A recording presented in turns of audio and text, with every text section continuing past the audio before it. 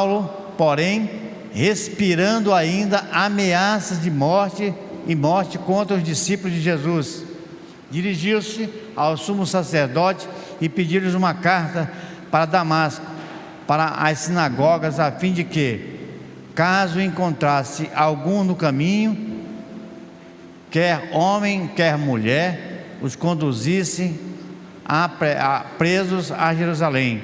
Mas seguindo ele em viagem, aproximando-se de Damasco, subitamente cercou-se um resplendor de luz no céu, e caindo por terra, ouviu uma voz que dizia: Saulo, Saulo, por que me persegues? Vamos orar, irmãos. Pai querido, essa passagem é poderosa, é maravilhosa, é um dos textos mais maravilhosos, Pai, que Tu tem poder para operar na vida de pessoas que não Te conhecem, apesar de dizer que conhecem. E nós sabemos, ó Pai, que a Tua palavra é transformadora, e nós cremos, Pai, nesse poder, porque só Tu tem poder de examinar os nossos corações, é só Tu que tem poder, Pai, de abrir portas, Pai, do qual nós fechamos para Ti, Senhor. E nós queremos nessa noite também, Pai, quebrar as barreiras que nos impedem de Te servir, Pai, com todo o coração. Pedimos, ó Deus, o Teu perdão, a Tua misericórdia, age em cada um de nós, para que nós olhemos, Pai, a tantos que carecem, Pai, do Teu poder transformador. E também, ó Deus, para que nós voltemos a voltar realmente, exclusivamente para o Teu reino, Pai. Tem misericórdia de nós e nos abençoa no nome de Jesus, amém. Esse texto, irmãos, é interessante. Nós podemos mergulhar, irmãos, nesse lago de esperança, nesse lago que é profundo, mas ele tem transformação para cada um de nós. Jesus Cristo aí, Ele não é um mero transformador, um reformador de componentes, mas Ele é um Deus que chega mais profundo no ser humano. Ele é capaz de penetrar alma e espírito, de trazer discernimento para nós. É isso que é Deus. Quando nós falhamos, Ele vai lá, toca em nossas vidas, nós devemos acordar, mas muitas vezes Deus toca em nós e nós não queremos acordar. Quantas pessoas passaram por aqui? Quantas pessoas desceram as águas do batismo? Quantas pessoas? Há muitas. E quantas estão hoje? São poucas. Outras são distantes. Outras Deus também já chamou para o seu reino. Outros também foram chamados para outros lugares. Pessoas que realmente caminhavam com Jesus e desistiram de caminhar com Jesus, não permitiram mais que Deus tocasse em seu coração. Porque a transformação de Deus, irmão, ela é radical. Ela transforma pessoas que eram ruins, completamente transformadas. E às vezes nós pensamos que nós fazemos coisas na igreja, que nós aceitamos Jesus, passamos pelas águas do batismo e achamos que já estamos livres de tudo. Mas o deserto é grande ainda, porque o deserto é importante para cada um de nós, para que nós vejamos o poder de Deus operando. E nós não temos essa habilidade de trabalhar com momentos difíceis na nossa vida. Às vezes, quantas vezes você passou por dificuldade? Quantas vezes você passou por dificuldade e assim, Deus, olha a minha situação. E nós esquecemos que Deus está mudando o nosso coração, mudando nossos pensamentos, mudando nossa razão de viver, e nós esquecemos disso. Mas Paulo está ali, Paulo caminhando aí, conforme o texto nós vimos aí, é uma história principal do capítulo, é o clímax dessa narrativa. Paulo está ali naquela escritura do capítulo 9 de Atos. Vemos a transformação de um grau máximo. Deus pega um homem que tinha o sangue contra o cristão. Ele estava lá, o texto diz que ele estava envolvido totalmente para castigar os cristãos. Um cara que está totalmente revoltado, pensando na vida somente dos seus princípios, mas esquecia Deus. Deus o encontra antes para revelar para ele a sua vontade. Saulo de Tarso, um fariseu zeloso, respirador de ameaças e morte. Ele respirava só isso. A mente dele estava voltada completamente, irmão, para a vingança. Muitas vezes aí, como nós vimos na escola dominical hoje também, o povo estava pensando somente em vingança, em vingar Nós esquecemos, irmão. Quem nunca errou aqui? Todos nós. Mas nós olhamos os erros dos outros, esquecemos de olhar os nossos erros. Paulo também. Paulo achava que estava tranquilo, que ele era o mais certo de todos. Às vezes pensamos que nós estamos certos, porque estamos aqui dentro, irmão. Nós olhamos para fora e achamos que lá fora ninguém presta, somos nós que prestamos. Mas nós temos que ter misericórdia, amor, compaixão por essas pessoas, misericórdia por alguns que necessitam da misericórdia, porque Deus teve misericórdia de mim, Deus teve misericórdia de você, e Deus quer usar você para isso. Então Paulo aí, aquele fariseu zeloso, mas respirava ameaça contra os discípulos de Jesus, estava lá voltando. Ele era religioso, mas cego. A religião cega o homem, deixe de fazer aquilo que Deus quer. Sua paixão por Deus era genuína, mas o seu direcionamento está totalmente fora do eixo, totalmente. Muitas pessoas, irmão, fazem muitas coisas na igreja, muitas pessoas fazem coisas boas, dão aula na escola dominical, leem a Bíblia todos os dias, fazem devocional o dia inteiro, mas estão com foco errado, esquecem que Deus é o Senhor das nossas vidas. Nós podemos fazer muitas coisas boas, podemos auxiliar pessoas, mas esquecemos de olhar para o foco. Ele sabia muito bem, ele tinha realmente uma direção errada, ele acreditava, irmão, que servia a Deus, mas perseguia a igreja. Às vezes achamos que estamos servindo a Deus, mas estamos perseguindo a igreja. Nós não amamos como devíamos amar uns aos outros, devíamos perdoar um ao outro, porque Deus nos tem ensinado a fazer isso. Eu devo perdoar um ao outro, olhar, ajudar naqueles que caem. Quantas vezes nós caímos, irmão? Quantas vezes nós, quando estamos caídos, esperamos que alguém chegue lá e estenda a mão e nos resgate do chão e nos console. Quantas vezes falhamos com isso? Vemos pessoas caídas no chão e nós não temos tempo para atender as pessoas que estão ali. E Deus ali quebranta o apóstolo Paulo para trazer realmente algo maravilhoso para ele. Pessoas podem ser muito religiosas, mas ainda estar assim, distante de Deus. Nós precisamos pensar. Você precisa ver quanto você está distante de Deus, o quanto você está perto de Deus. Temos que pensar, analisar. Eu estava agora com a sala da turminha que vai batizar, e pensando assim, eu perguntei assim, qual é a importância de você ficar em casa e não vir para a igreja? Porque muita gente pensa assim, eu não preciso ir para a igreja, eu não preciso, a filmagem está aí, ó. Eu não preciso vir para a igreja, eu vou lá, eu vou assistir o que é o programa, eu posso assistir o programa, mas não é isso, irmãos. Eu, quando não venho para a igreja, eu deixo a minha parte lá em casa, eu não venho para a igreja, porque é importante estar na igreja. Eu preciso me relacionar, eu preciso conhecer pessoas, eu preciso sentir, olhar no rosto.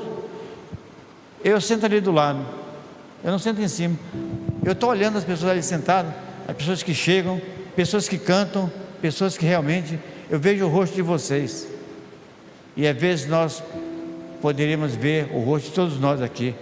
Muitas vezes olhamos pessoas que estão tristes aqui, tem outros que estão mais alegres, tem uns que estão deprimidos, baixando a cabeça, tristes, com alguma coisa que vai estar acontecendo na semana, mas nós não nos interessamos uma pela outra, mas Deus é assim que devemos nos interessar um pelo outro. Podemos ser religiosos em muitas coisas, mas esquecemos de fazer aquilo que o Senhor tem falado. Paulo era essa pessoa, Deus encontra com ele, e Deus muda ali aquele estado dele. Deus quer encontrar você também, Deus quer continuar mudando você, assim como a minha voz, a minha vida também. A luz e a voz está ali, ele se encontra. Jesus não envia anjo. Deus podia enviar um anjo para falar com Paulo, podia enviar, mas não, ele foi lá para conversar com Paulo, para mostrar que ele ressuscitou, que ele estava vivo, atento com a igreja, estava olhando para a igreja, olhando o sofrimento da igreja que estava ali acontecendo. Deus faz isso, irmão. A gente acha que Deus não está olhando a nossa situação, mas Deus estava vendo. Deus sentia, irmãos, o toque de cada um dos seus servos ali. Deus estava olhando para cada situação, trazendo esperança aos corações, e muitos estavam ali lutando, mas Deus olhava o perseguidor também. Deus estava ali querendo mudar. Jesus não envia anjo, mas ele mesmo está ali se revelando. A luz celestial, irmãos, é tão intensa que derruba o apóstolo Paulo. Eu falo aquele texto lá, aí no capítulo 9, que Paulo caiu do cavalo.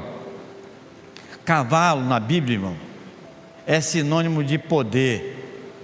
Em cima de um cavalo, o cavaleiro tinha força, tinha agilidade. Ele derrubava muitos no cavalo, matava muitos. Então Paulo estava num nível superior. Muitas vezes estamos aí montados em cavalos. Nós achamos que o nosso poder é maior. E Deus se encontra com nós e derruba. Deus derrubou Paulo do cavalo, tirou a força que ele tinha, o poder, a autoridade que ele tinha. Ele montava no cavalo, pensava passar assim: lá vai o apóstolo Paulo, o Paulo, o vingador. E nós vamos ver na frente a experiência dele também.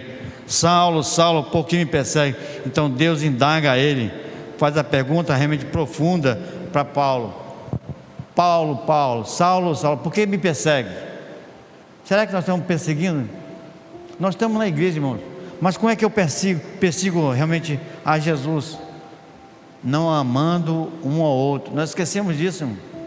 Quando nós criticamos alguém, quando nós falamos mal de alguém, quando nós não aceitamos a razão de alguém, nós estamos, irmão, realmente contra Jesus, porque é isso que Ele deseja para nós. Ele deseja que a igreja seja amorosa, carinhosa e realmente esteja pronta para estender a mão. Nós vamos ver aqui muitas coisas que Deus vai revelar para nós. A revelação chocante: o perseguidor está ali, da igreja está ali. Saulo estava perseguindo o próprio Jesus. Ele descobre que Jesus estava vivo e identificado pelo povo. O povo estava ali, o povo percebia que Jesus tinha ressuscitado, sabia da verdade, mas Paulo não tinha ciência disso. Então a queda do perseguidor cai. O homem arrogante e autossuficiente é conduzido em uma cegueira. Naquele momento Paulo ficou cego, já era cego, a religião cegou ele, mas agora Deus traz uma cegueira realmente visível para todos. Então, que realmente simbolizava uma cegueira espiritual, mas agora não, agora ele tem outra visão da questão aí, da cegueira, que realmente simbolizava uma cegueira física agora. Paulo entra nesse caminho agora, não conseguia ver Deus nas coisas, e agora não consegue ver nada em volta dele. Às vezes estamos assim. Eu vi um artigo de um pastor falando que muitas pessoas estão cegas, fazem coisas para Deus, mas não conhecem Deus, estão erradas. É assim que era Paulo. As atitudes são corretas, mas estava colocada errada. Então Paulo fazia isso. Paulo sentia que realmente que o judaísmo era o caminho certo, enquanto esquecia que Jesus era o caminho. O processo da transformação, irmãos, vimos ali o instrumento humano. Às vezes, irmãos, nós precisamos ser esse instrumento de Deus. Deus chama quem para cuidar de Paulo naquele momento? Ananias. Deus convoca aí. Põe o texto aí, Cláudio, por favor. Capítulo 9, 10 ali. Verso 10 aí. Capítulo 9. Deus, irmãos, quer usar pessoas para se utilizar, para restaurar vidas. Nós estamos aqui para isso, para cuidar um do outro, olhar a necessidade de cada um e ajudar. Verso 10 diz aí: ora, havia em Damasco um certo discípulo chamado Ananias, e disse-lhe o Senhor em visão: Ananias. Respondeu ele: eis-me aqui, Senhor. Quantas vezes, irmão, Deus nos chama para fazer isso? Deus vai lá e chama Ananias, um discípulo dele. Não era o melhor, mas era alguém que era obediente ao Senhor. Deus está atrás de obediência. Eu não quero riquezas de vocês, eu quero que vocês me obedeçam. É isso que Deus quer de nós, irmão. O dinheiro que nós colocamos no gasofilácio, irmão, é importante para o reino, é verdade. Mas Deus não quer nosso dinheiro, irmão, que é a nossa obediência, porque é a obediência que nos leva, irmãos, a depositar a nossa oferta. É a obediência que nos leva, irmãos, a entregar com o coração. A obediência nos leva, irmãos, a olhar para a necessidade dos outros e ter compaixão pelo outro. É isso que faz. Essa é a obediência. E Ananias ali, Deus toca em Ananias. É assim: Ananias, olha aí, eu tenho um homem para te cuidar. Ele está cego. Vai lá com ele. Mas Senhor, será que ele vai me matar? Não? Não pensamos isso. Como que eu vou lutar com esse homem? Eu me lembrei, irmãos, muitas vezes nós tínhamos um ministério toda sexta-feira em São Paulo. Colocava no meu carro 2 panelões grandes de sopa para distribuir naquele frio lá em São Paulo, roupa e cobertores. E a gente andava sexta-feira, saía de noite, lá para 10 horas da noite, vários irmãos, 2, 3 carros às vezes, para olhar para aquelas pessoas lá. Mas muitos dizem assim: pastor, mas a gente vai lá naquele lugar, é perigoso. É perigoso, sim, mas nós vamos pelo Senhor. E a gente ia para lá, aquelas ruas lotadas de pessoas, criminosos, abandonados, pessoas cheias de drogas. Mas a gente tinha que descer lá e dar aquilo que realmente Deus mandou.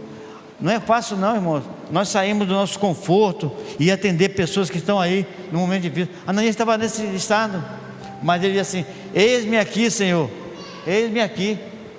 Deus nos chama para isso, irmãos. A obediência de Ananias é crucial para nós também, e nós precisamos ver a oração. E Deus fala assim: Paulo está orando agora. Paulo nem conhecia Deus, mas estava orando ali naquele momento. O verso 11, Cláudio, segundo verso 11. Olha que Deus diz aí: ordenou-lhe o Senhor: levanta-te e vai à rua chamada direita, e procura em casa de Judas um homem de Tarso chamado Saulo, pois ele está orando. Paulo nem conhecia Deus, mas ele estava orando lá: Senhor, eu não estou entendendo isso, eu quero entender minha visão agora, eu fiquei cego, eu caí do cavalo, desesperado. E Deus diz assim: Ananias, vai lá, tem um homem que está orando, esperando por mim. Então vai lá, revela para ele a verdade para ele. Como é difícil nós revelarmos a verdade do Senhor, irmão, para muitas pessoas. Enquanto o cego, Saulo orava, a vida interior dele estava sendo revolucionada. Você imaginou o que passava no coração de Paulo?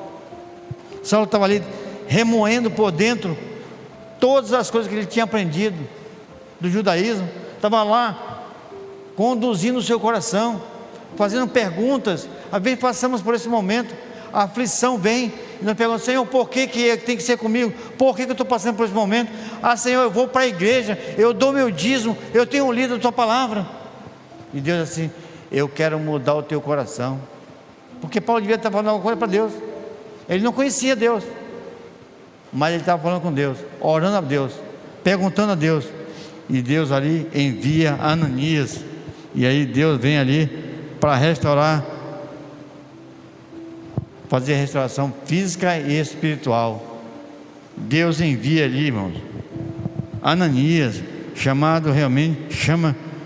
ele chega lá, verso 17 e 18, Cláudio, por favor. Olha como Deus faz, irmão. Quando o homem é obediente, ordenou o Senhor, aí partiu Ananias e entrou na casa, e impondo-lhes as mãos, disse: irmão Saulo, o Senhor Jesus, que te apareceu no caminho por onde vinhas, enviou-me para que tornasse a ver, e verás, e serás e seja cheio do Espírito Santo. 18. Logo que caíram os olhos como uma das escamas, e recuperou a vista. Então levantou-se e foi batizado. Irmãos, olha só o que Deus faz. Deus enviou Ananias, e estava lá aquele homem sentado lá. E Deus, viu o que ele falou? Ele falou: Saulo, irmão. Ele já chamou de irmão. Quantas vezes nós fazemos isso, irmão? Nós achamos que pessoas se convertem e ficam sem receber a palavra de irmão. Mas Ananias não teve medo de chamar aquele homem de irmão, não teve medo. E assim: Saulo, irmão, você meu irmão. Nós temos medo de dizer o que Deus está operando na vida das pessoas. Nós precisamos orar, irmãos, e aprender com Deus, como Deus faz. Ananias, vai lá com aquele homem, fala para ele: porque eu quero transformar a sua vida, e eu quero que ele seja cheio do Espírito Santo, e eu quero que usar aquele homem. Nós temos receio de muitas pessoas. Nós temos receio. Uma pessoa se converte, nós temos dúvidas da conversão, nós temos dificuldade com conversão. Nós achamos que a pessoa precisa provar mais alguma coisa. Irmãos, nós temos que acreditar que Deus fez. O que Deus fez com você? o que Deus fez com você. Transformação. Nós temos que dar crédito às pessoas que precisam. Eu sei que tem pessoas que realmente não conseguem, mas eu pergunto, eu fico pensando aqui, quantas pessoas desceram água aqui, ó? Quantas pessoas desceram aqui, nesse tanque? Eu creio que não foi poucas, mas muitas delas enganaram. Muitas delas estiveram aqui na frente, fazendo profissão de fé. Eu creio nisso. Muitas declarando que Jesus estava na vida dele, mas não estava enganando. Eu já contei o testemunho aqui. Na igreja paulistana, estavam lá no culto, já contei aqui. Um diácono já, antigo, idoso já. O pastor Arthur estava pregando. Ele levantou a mão, queria conversão. Aí o pessoal se espantou, se converteu naquela noite. E o pessoal ficou espantado lá. Como que esse homem se converteu? O cara é diácono da igreja. E ele foi lá com o microfone e disse assim: hoje eu aceitei Jesus. Anteriormente eu enganei todo mundo. E o pastor que me consagrou, pastor também, pastor Arthur, no final da sua vida, ele chamou um jovem para a igreja de Ipiranga para ser o seu Josué. E aquele Josué passou uma rasteira nele, tirou ele da igreja, expulsou ele e discriminou ele. Ele estava triste, morava bem perto da igreja. E ele realmente, um dia eu fui visitar, ele teve câncer, fui visitar uma vez ele falou assim, foi o cara que me consagrou, pastor, me consagrou, chamado de pastor real. Ele disse: pastor, como é que o senhor está? Ele disse: real, eu preciso confessar uma coisa para você. Digo: fale, pastor. Eu não creio em Jesus Cristo. Quem é esse homem? Quem era? Pastor Arthur de Mota Gonçalves. Quem é esse homem? Pletor maravilhoso, diretor da Faculdade Teológica de São Paulo, o cara que realmente representava o Billy Graham no Brasil, tradutor de Billy Graham, o cara que ia na casa do Billy Graham, jantava na casa do Billy Graham, andava com aquele homem. Mas naquela hora ele falou assim: real, eu não acredito em Jesus. Eu fiquei desesperado. Aquele homem falava 5 línguas, como o Paulo aqui, ó. Paulo falava várias línguas, é um poliglota. Paulo também, mas não conhecia Jesus. E ele passou pela tormenta. Um dia eu voltei lá, já no finalzinho da vida dele. Ele falou assim: pastor real. Eu digo: fale, pastor.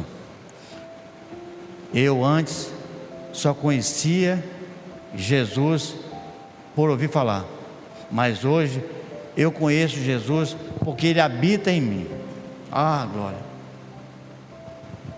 Eu fiquei tremendo e vi aquele homem novamente dizer assim: eu creio em Jesus Cristo. Aleluia. Morreu com Jesus. Pastor Arthur realmente já está na glória. Quando ele saiu da igreja, irmão, eu pastoreava uma congregação. Eu falei: pastor Arthur, venha para cá, fique comigo, eu vou colocar o senhor como pastor da igreja, eu vou ser seu auxiliar. Ele disse: eu não posso, essa congregação ainda é filha da igreja de Ipiranga, eu não posso, a autorização é da igreja lá. Eu digo: mas eu pago a sua gasolina. Ele disse: não, mas não posso. E foi para uma igreja lá em São Bernardo não, para São Caetano. Foi para São Caetano, foi pastorear uma igreja lá. A igreja lá já tinha 3 pastores, mas ali chamaram aquele pastor porque ele pregava muito bem. Mas vimos ali que Deus, assim como Paulo, irmão, Paulo também tinha ali muitas coisas para contar, sabia muito de Deus, mas também precisava ser transformado. Jesus transforma a identidade mais profunda, arraigada no ser humano. Paulo foi tocado por Deus, tocou no seu coração, revelou a verdade, e Paulo teve que abandonar todo o seu passado. Ele mesmo confessa nas cartas que ele escreveu: eu considero tudo isso como lixo na minha vida, como lixo. eu agora sou uma nova criatura em Cristo Jesus. E é isso que nós temos que olhar, irmão. Quantas coisas estão dentro de nós, precisamos examinar. A transformação imediata, irmão, do discípulo.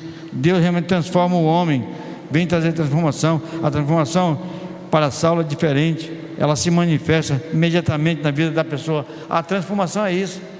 Alguém que aceita Jesus muda completamente, porque nós podemos estar arraigados em muitas coisas, mas eu tenho que me desligar dessas coisas, eu tenho que olhar para Jesus, a verdade, porque Ele não vem apenas pela aparência, Ele vem no coração. A palavra de Deus penetra no nosso coração, revela para nós a sua vontade, toca em nosso ser de maneira profunda, e nós precisamos dela, precisamos olhar para ela como um espelho. Eu creio que todo mundo veio para cá hoje, irmão, olhou no seu espelho, eu tenho certeza disso. Eu me olhei no espelho. Você viu a sua aparência como estava lá no espelho? Eu passo um bom tempo lá no espelho, irmão, porque eu não consigo pentear direito. Eu tenho que pentear umas 500 vezes para tentar pentear o cabelo. É difícil, até acertar mais ou menos. Às vezes não fica o que eu quero, mas não tem jeito. Eu sou assim mesmo. Às vezes nós esquecemos de olhar para nós, irmão. Qual é a nossa aparência, qual é a nossa vida. Quando temos conflito, nós temos que olhar para o espelho, olhar para dentro de nós, como nós somos verdadeiramente. E Paulo precisava olhar no espelho, e Deus confronta ele diante do espelho. Deus vai lá com ele e faz uma transformação. Paulo realmente sente a verdade ali, mudando a vida dele. Imediatamente Saulo vai à sinagoga e prega o evangelho, dizendo que Jesus é o Filho de Deus. Já imaginou? Agora Paulo sai dali daquele momento que Ananias fala com ele, converte e é batizado, e sai cheio do Espírito Santo. Ele vai para a sinagoga. Meu Deus do céu, você imagina um cara que era judeu, agora vai lá de novo pregar, dizendo que Jesus é o Senhor, que o povo pregava. E Paulo condenava todos que pregavam Jesus. Agora ele vai na sinagoga, porque a transformação é assim, irmão. Nós temos que confrontar a realidade. Nós temos que ir para o lugar aonde nós somos combatidos, aonde nós somos contrários, e mostrar que a nossa vida agora mudou, a nossa vida é diferente, porque Deus tocou na nossa vida. E às vezes temos medo de falar para as pessoas que Jesus é o Senhor da nossa vida, mas Paulo não teve medo não, foi lá e proclamou a fé a todos que estavam lá. A transformação é evidente, irmão, por suas ações e palavras. Isso é a evidência que nós precisamos crer, que Deus, irmão, atua em nós, transformando o espaço, irmão, realmente o espanto dos ouvintes. Você imagina o que aconteceu naquele momento lá? A pessoa fala: quem é esse cara? Quem é esse cara? Está falando agora, ele combatia, matou um monte de cristãos, agora chega aqui falar que Jesus é o Senhor? A pessoa ficou apavorada. Verso 21 aí, claro. 21, verso 21. Olha o que ele diz aí. O texto de 21. Nós precisamos pensar, irmão, porque naquele momento, eu sei, eu estava pensando nesse texto quando estava estudando o texto. Eu me lembro quando eu fui para a igreja, aí, ó, todos os seus ouvintes pasmaram e diziam: não é este que em Jerusalém perseguia os que invocavam este nome? E para isso veio aqui, para levar presos os principais dos sacerdotes? Para levar presos aos principais sacerdotes? Quem é esse cara? O cara que prendia todo mundo agora está aqui? Eu me lembro, irmãos, quando eu me converti, estava pensando nisso. Alguns dizem assim: esse veio para fazer alguma coisa na igreja, mas não veio fazer a vontade de Deus. Eu era um motoqueiro, e muitos pensavam que eu estava lá tentando arranjar alguma menina lá na igreja. E o pastor falou para mim assim: o pastor Donald já morreu, foi meu pastor, o que me batizou e o que me levou a Jesus. Ele falou: real não, Frank, irmão Frank, você precisa vender o seu moto. Eu tinha uma 750, irmão. E assim: aqui não pode ter moto. Minha moto fazia um maior barulho, 2 escapamentos. Ele disse assim: não é bom, você agora é uma nova criatura, você precisa vender sua moto. Meu Deus, Digo, Jesus, o que é que eu vou fazer? Eu tive que vender a moto. Tive que vender a minha moto e comprar um carro. Mudanças, irmãos, são assim. Jesus quer ver a mudança em nossas vidas. Deus quer transformar o nosso ser. Muitas vezes temos dificuldade. As reações das pessoas incrédulas são assim. Mas nós temos que mostrar que nós temos vida transformada. Se Deus pede algo de nós, nós ficamos recusando para Deus. Senhor, eu não vou fazer isso não. Eu não preciso fazer isso. Mas Paulo estava lá, voltando. O testemunho de uma vida transformada é a maior evidência, irmão, do poder de Deus. As pessoas não conseguiam entender a mudança lógica que aconteceu na vida de Paulo. Como que esse cara me perseguia e agora está falando de Jesus? Imagina, irmãos, alguém que era contra a igreja entrar naquele portão ali, e chega aqui e vem pregar o evangelho. O que você faria? O que você faria? Você aceitaria que ele entrasse aqui e pregasse o evangelho? Subisse aqui no púlpito? Nós temos dificuldade com isso. Nós temos dificuldade. Como que esse cara combatia a igreja, criticava lá de fora, gritando que aqui ninguém tudo é mentiroso aqui. Aí ele entra aqui, se converte lá fora, entra aqui e quer pregar o evangelho aqui em cima. Como é que a gente reagiria? Não seria diferente. Eu acho que a maior parte de nós sairia pela porta e deixava o cara falando sozinho aqui. Não é assim? Era assim que a gente faria. Nós sairíamos desse prédio aqui, irmão. Deixaria o cara falando aqui. Ou então alguém ia levantar aí e proibir o cara aqui, arrastar para fora. Os homens da igreja levantariam e colocariam ele para fora, com certeza. Porque é isso que a gente pensa, irmão. Nós não entendemos a transformação de Deus na vida de um ser humano. Deus é o Deus que transforma. Não é só o externo, é o interno que é o principal. A mente e o coração é lavado, completamente transformado. A verdadeira transformação em Cristo Jesus é visível, irmãos. Ela altera a nossa agenda, as nossas prioridades e a nossa boca. Ela altera tudo isso. O poder de Deus, irmão, altera o nosso relacionamento. Ele altera a nossa palavra. Ela altera tudo. Muda a nossa agenda completamente. Porque esse é o poder de Deus, irmão, transformador. E é isso que Deus... É o que nós vimos agora no filme aí. Aquele cara que estava lá, drogado, agora é missionário, casado com uma missionária.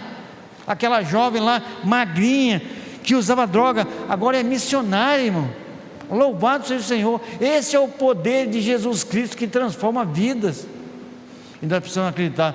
Agora eu pergunto, será que Deus está transformando a minha vida? Será que eu tenho convicção disso, que Deus transformou a minha vida? Será que Ele está fazendo isso na minha vida? Ou não? Ou apenas eu estou frequentando a igreja? Ou apenas eu estou sentindo que é bom estar aqui? Porque é isso que a gente pensa às vezes. Pessoas pensam assim. A transformação é radical, irmão. Que a transformação não somente muda o ser humano, ela muda tudo que tem em volta dele. A transformação edifica a igreja, ela traz poder para a igreja.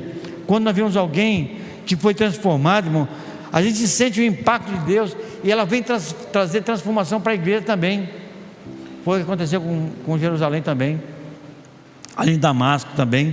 Deus agiu ali na vida de Paulo. A transformação individual sempre impacta a comunidade, irmão. Uma transformação vai impactar a sociedade, com certeza, e a comunidade. O perseguidor se torna perseguido. É isso que dá. Verso 23 e 25, Cláudio. Nós precisamos aí que Deus transforma aquele homem, aquele cara que perseguia, agora será perseguido. E a gente vê essa história aí em Atos, capítulo 9 também. Isso aqui é capítulo 9 só. Olha aí, os discípulos tomando da noite, disseram pelo muro, dentro do cesto. Paulo queria fugir de lá porque os judeus estavam perseguindo ele. E assim, mas ele não pode sair na rua. Pegaram uma cesta, amarraram a cesta, e Paulo desceu ali pela corda na cesta, lá fora, para que ele pudesse fugir, porque o judaísmo queria matá-lo. Mas Deus ali usou aí. Verso 26, claro. Verso 26. Tendo Saulo chegado ali em Jerusalém, procurava juntar-se aos discípulos, mas todos o temiam, não crendo que fosse discípulo. Verso 27. Então Barnabé, tomando consigo, o levou aos apóstolos e lhes contou como no caminho ele vira o Senhor e falaram com ele. E como em Damasco, pregava ousadamente em nome de Jesus. Barnabé agora entra na linha. Barnabé agora é o condutor dele para Jerusalém, para mostrar a verdade. E é isso, irmão, levar alguém para testemunhar do que Deus está fazendo. É isso, a transformação da igreja. Quando vimos alguém se converter, irmão, deviam ficar felizes, alegres, porque é isso que Deus está fazendo. Deus transformando vida, apoiando. Irmãos, eu vou orar com você. Tem 4 pessoas que vão batizar, irmão. 4 pessoas. Cadê? Ju, fica em pé, Ju. Fica em pé, Ju.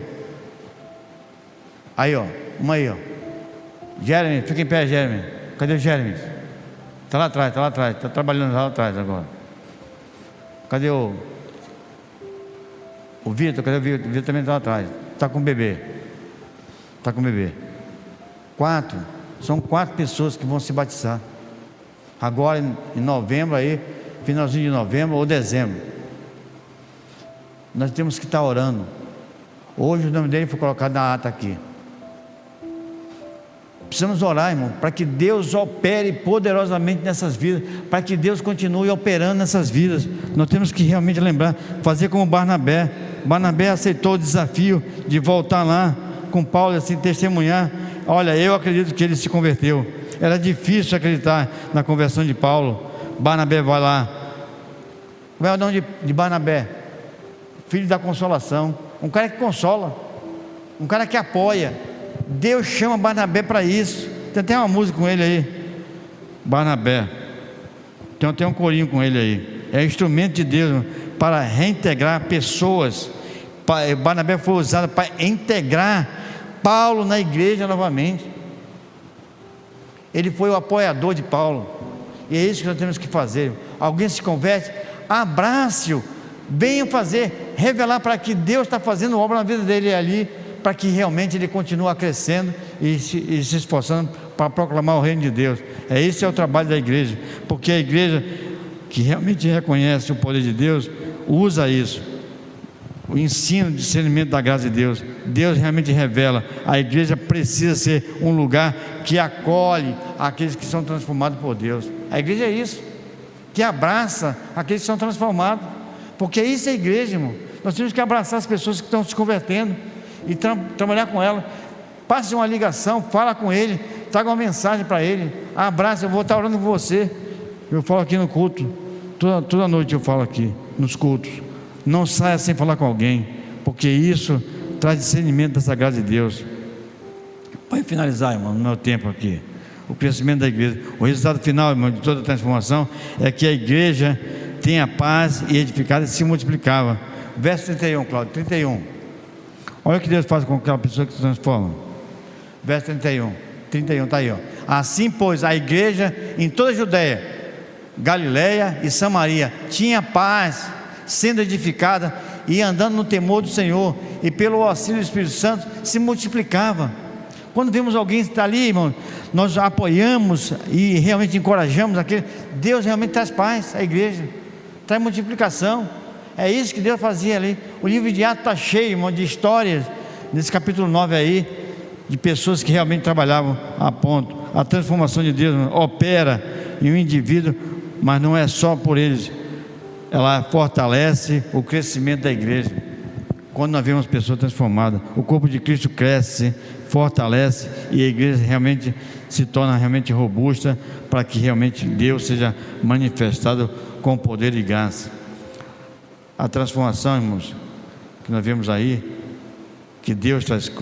Eu quero falar de mais 3 anos para terminar aqui, rapidinho. Deus, irmão, transforma pessoas.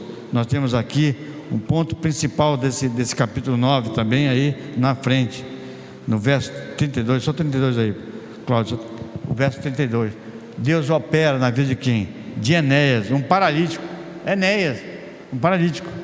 Jesus Cristo tem cura para ele, e a vida é marcada pela sua imobilidade, mas é transformada em testemunho, levando muitos a se converterem. Verso 32 aí. E aconteceu, passando Pedro por toda parte, veio também aos santos que lhe habitavam em Lida. Vi ali um homem chamado ali Enéas, paralítico, e Deus ali faz o quê? transformação. Também como Dorca também. Dorca era uma mulher que tinha uma compaixão pelas pessoas. Ela fazia roupas, olhando as pessoas. Ela costurava para as pessoas e via as pessoas mais pobres e fazia roupa. Mas ela ficou doente e veio a falecer. Pedro estava na cidade e Pedro vai lá, reúne, ora e ressuscita aquela mulher, a Dorca. E muitas pessoas ali também são convertidas naquele momento, porque Dorca era uma mulher realmente voltada para o Senhor. Então Deus transforma o coração de um fariseu e também transforma também corpos doentes e até a própria morte de alguma pessoa. O seu poder não tem limite. Deus tem poder, irmão. Nós precisamos crer nisso e conseguir colocar diante do Senhor. Precisamos pensar um pouco sobre essas coisas. Vamos estar orando, irmão. Baixe sua cabeça, fale com Deus agora. Imagine que Deus tem transformado a sua vida. Como você tenha reagido no poder de Deus. Como você tem usado a sua vida para proclamar. Você tem apoiado pessoas que realmente se convertem. Como você tem se colocado diante do Senhor. Senhor, como Ananias, Senhor, eis-me aqui. Eis-me aqui. Eu vou ter que enfrentar essa barreira. Porque muitas vezes estamos endurecidos, Senhor. Muitas vezes estamos perdidos nisso. Muitos familiares estão aí endurecidos, amigos céticos quanto à nossa fé, e outros mesmos que não estão distantes de Deus, apesar de crer em Deus de uma maneira errada, mas estão aí precisando de ouvir a palavra de Deus. Deus sabe que o seu poder não tem limite, a sua graça estende a todos, porque Deus tem poder para curar, transformar pessoas nesse momento. Então Deus quer mudar o coração de qualquer pessoa. Deus quer colocar mudança no nosso ser, porque nós precisamos ser transformados por Ele. Pai querido, abençoa nossas vidas nessa noite, Pai. Que todo mundo possa pensar, Deus, nessa palavra do apóstolo Paulo ali, a história de um homem que foi transformado, um cara que era perseguidor e foi totalmente mudado pelo teu poder e transformou num homem mais pregador, Deus, daquela época. Um homem que se transformou para pregar os gentios ali naquela região e chegou até a Europa pregando o Evangelho. Nós louvamos a Deus pela vida de Paulo, porque realmente sentiu o toque do teu poder. Nós queremos também, Senhor, sentir esse toque poderoso, porque nós queremos que tu, ó Deus, invadiu o nosso ser já, mas precisamos demonstrar isso através das nossas palavras, das nossas ações. Então cuida da tua igreja, Pai, para que a tua igreja cresça e fortaleça, abençoando cada um com a tua paz e graça. Abençoa-nos nessa noite, Pai. Visita os corações nessa noite. Muda, Pai, o nosso sentido de ser, para que nós sejamos como Ananias, Barnabé e Saulo, Pai. E também, ó Deus, operando em vidas que precisam, Pai. Aquele paralítico, Enéas, e também a Dorca, mulheres que realmente tinham compaixão de pessoas, mas que Deus operou através do teu apóstolo Paulo, Pedro, fazendo ali aquela vida restabelecer. Pai, nós podemos fazer isso. Usa a nossa vida, usa a tua igreja, Pai, para expandir o teu reino, em nome de Jesus, amém.